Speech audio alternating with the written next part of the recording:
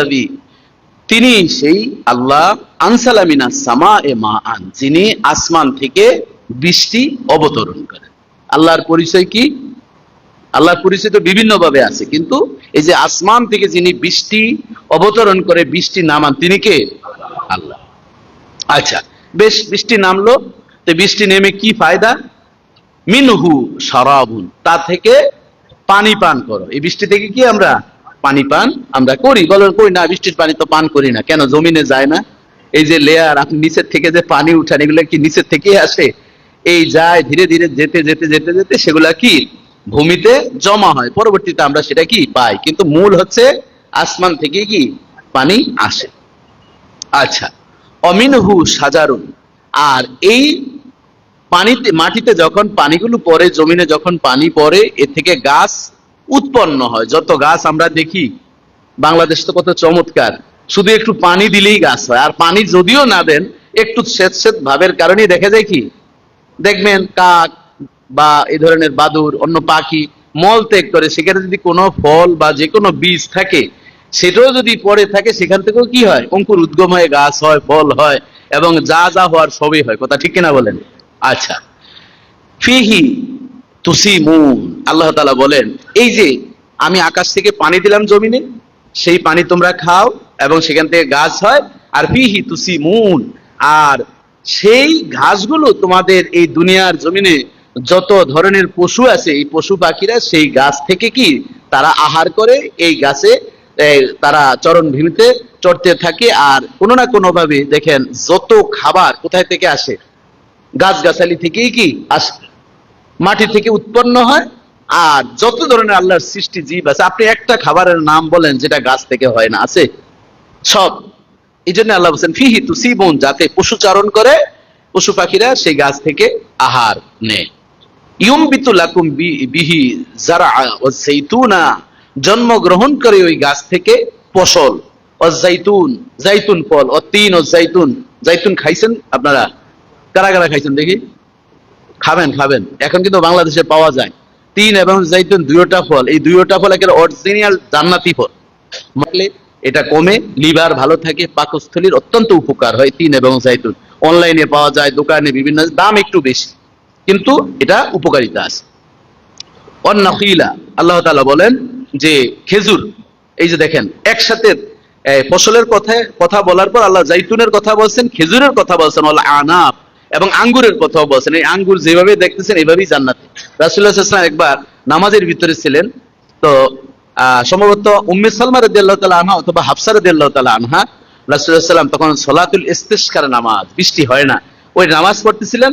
হঠাৎ করে নামাজরত অবস্থায় অত দুইজন বর্ণনা হতে পারে, উম্মে সালমা অথবা হাফসা রাদিয়াল্লাহু তাআলা আনহা, ওনারা বলতেছেন হঠাৎ করে রাসূলুল্লাহ সাল্লাল্লাহু আলাইহি ওয়াসাল্লাম দেখলাম নামাজের ভিতরে এক পা আগিয়ে সামনে এইভাবে ধরতে গেলেন, এরপরে হঠাৎ করে আবার থমকে গেলেন, পেছনে আসলেন। তো সাহাবায়ে কেরাম তো আর আপনাদের মতন না যে মন চাইলেই যেখানে পায় একজন হুজুরে ওখানেই জিজ্ঞাসা করে, কেউ প্রশ্ন করার সাহস পান নাই।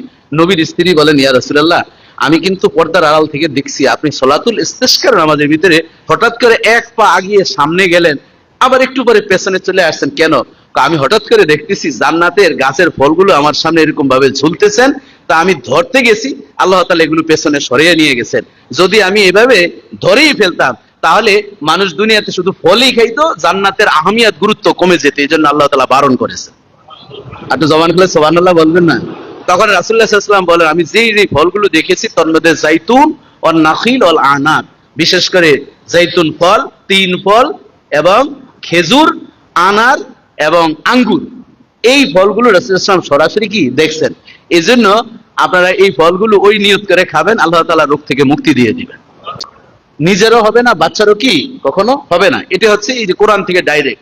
আরেকটা হচ্ছে খেজুর, খেজুর খাওয়াবেন, তবে কোনটা? মরিয়ম অথবা আজওয়া খেজুর, ওই 300-400 টাকা 200 টাকা দামের না, যেটা ভালো আজওয়া এবং মরিয়ম যে খেজুরটা, এই রাসূলুল্লাহ সাল্লাল্লাহু আলাইহি ওয়াসাল্লাম এই দুইটা খেজুর খুব পছন্দ করতেন। যাই হোক, এই বিষয়গুলো আমরা মোটামুটি বুঝতে পেরেছি। অমিন কুল্লি সামারাত, আল্লাহ তাআলা, এটা কিন্তু কোরআনের আয়াত বলতেছে, অমিন কুল্লি সামারাত, আরো যত ফল আছে, মানে বুঝেন এখানে তিনটা ফলের কথা আল্লাহ তাআলা স্পেসিফিকলি বলার পর বলছেন আরো যত কি, মানে এই সব কিছু এই বৃষ্টির পানি থেকে আমি আল্লাহ ওই উৎপাদন করি জমিন থেকে। এরপর আল্লাহ তাআলা বলেন, ইন্না ফি যালিকা লা আয়াতাল লিকাউমিন ইয়াতাফাক্কারুন, নিশ্চয়ই এই ফল ফলাদি বা আমি আসমান থেকে বৃষ্টির পানি দেই, গাছ হয়, এই সব কিছুর ভিতরে যারা গবেষক রিসার্চার রয়েছেন তাদের জন্য অনেক ভাবনার বিষয় কি আছে। এই ভাবনার বিষয় কি, এ সম্পর্কে আমরা আবার সূরাতুর ওয়াকিয়ার আমরা দেখতে পাই 6 নং আয়াতের ভিতরে আল্লাহ তাআলা 63 নং আয়াতে আল্লাহ তাআলা বলেন যে সেটা আমরা কি কি দেখতে পাই। বীজ বপন করার পর গাছ হয়। এখন আল্লাহ তাআলা একটু অভিমান করে বলতেছেন, ও তুমি আঙ্গুরের বীজ লাগাইছো, আঙ্গুর হয়ে গেছে। খেজুরের বীজ লাগাইছো, খেজুর হয়ে গেছে। তিনের বীজ লাগাইছো, তাই হয়ে গেছে। আল্লাহ তাআলা একটু অভিমান করে বলছে, আফারাইতুম মা তাহরুসুন আনতুম তাজরাউনাহু আম নাহনু সারিউন। জোরে জোরে বলেন আল্লাহু আকবার। আল্লাহ তাআলা বলেন, তোমরা যে বীজ বপন করো, তোমরা কি এমন ভাবছো বীজ বপন করেছো এমনিতে হয়ে যায়? না, আনতুম তাজরাউনাহু আম নাহনু সারিউন, এই বীজ থেকে আমি অঙ্কুর উদ্গম করি নাকি তোমরা করো, এই বিষয়টা একবারও তোমরা ভাবছো কিনা? তার মানে তোমরা কেবলমাত্র বীজ বপন করো, আমি রব্বুল আলামিন বলি কুন ফায়াকুন, আমি আদেশ করার পর বীজ থেকে রব্বুল আলামিন অঙ্কুর উদ্গম করে। এই পৃথিবীর মধ্যে যতগুলো পাতা নড়ে, সব পাতাগুলো আল্লাহর আদেশ ছাড়া 1 সেকেন্ডের জন্য নড়াচড়া করে না।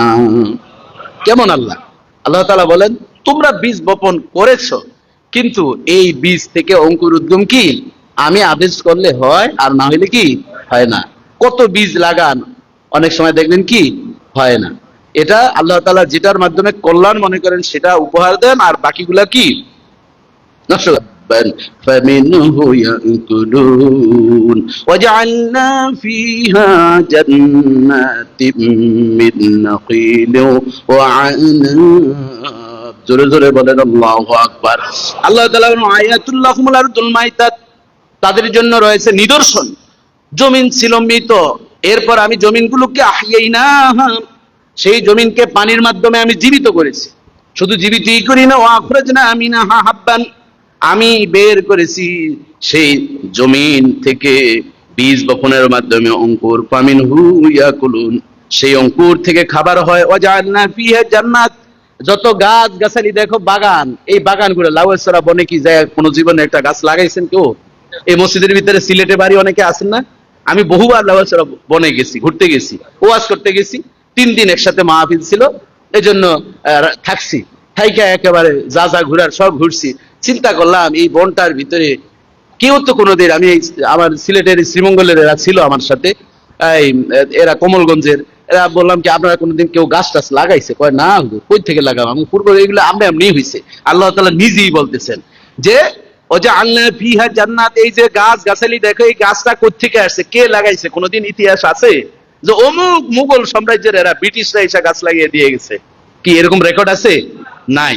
আল্লাহ তাআলা বলেন যে এগুলো সব আমি আল্লাহ ফেরেশতাদের মাধ্যমে লাগানোর ব্যবস্থা করে দিই। আপনি আমি না লাগাইলে কি হয়েছে? আমাদের বর্তমান প্রাইম মিনিস্টার বলছেন কি, 1 চাইল্ড 1 ট্রি। দেখেন তো, আওয়ামী লীগ করেন আর বিএনপি করেন, যেই দলই করেন, যেই যেই কাজগুলো দেশের জন্য উপকার, এগুলা দেখবেন এবং মানুষের কাছে প্রচার করবেন। কত চমৎকার উনি বাংলাদেশ চীন মন্ত্রী সম্মেলনে বলছেন, একটা ছেলে, একটা সন্তান, ছেলে হোক মেয়ে হোক, একটা সন্তানের জন্য একটা গাছ, একটা সন্তান জন্মগ্রহণ করবে, তার নামে বাড়িতে একটা গাছ লাগান। এবং আরো মজার বিষয় হচ্ছে যে জন্মদিন পালন করবেন, কেক খাইবেন তো শেষ হয়ে যাবে, একটা গাছ লাগাইবেন। যে সলিমউদ্দিনের জন্মদিন পালন করতেছি, 82তম জন্মদিন, এই 82 কেজির কেক আপনি কাটেন, আমাদের কোনো অসুবিধা কি নাই, আমাদেরকে না দিলেও কোনো আফসোস নাই, আমরা দোয়া করবো ইনশাল্লাহ আপনার জন্য। কিন্তু এই 82তম জন্মদিনে একটা গাছ লাগান অন্তত।